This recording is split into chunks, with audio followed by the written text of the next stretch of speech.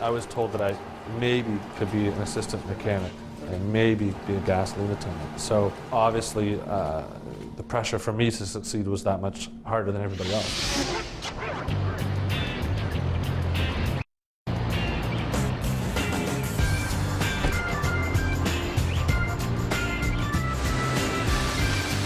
Okay, so it's 2:30.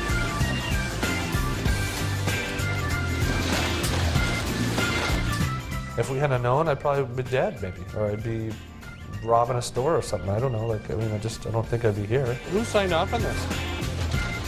So if you can type it up and get that back to me.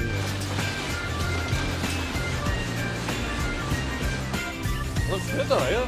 Good registration. No one really wants to admit that people have learning challenges. No one knew what I had. No one had any idea. I'd get tested and tested. Yeah. They called my parents over. They met with them. And they said, okay, here's what it is. Your son will never do high school.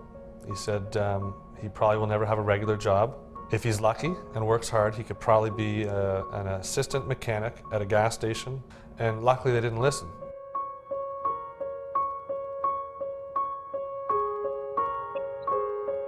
So we went to a school in Buffalo called the Gow School.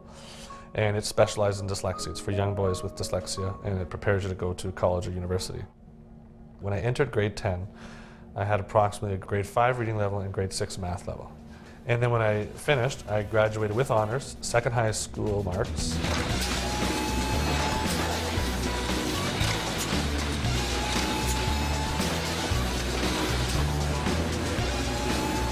I get that question asked a lot.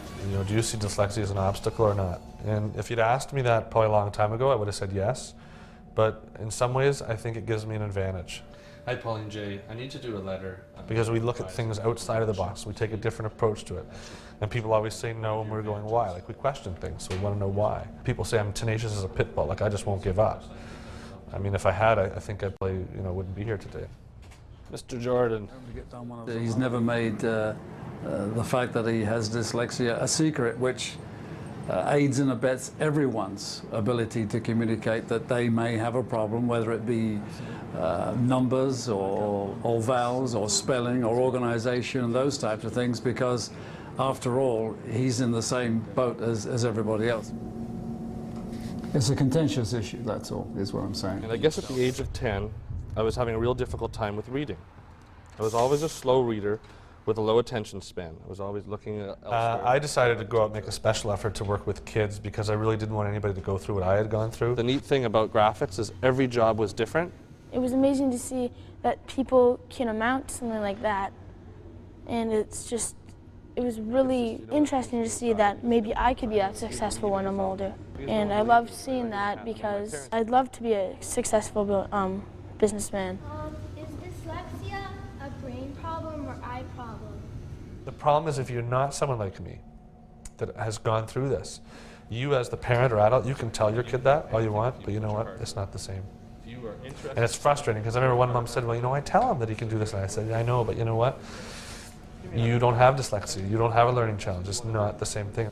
And others obviously would use something more like tongs for picking up. I know it'll be hard to get there, but it'll be worth it once I get there.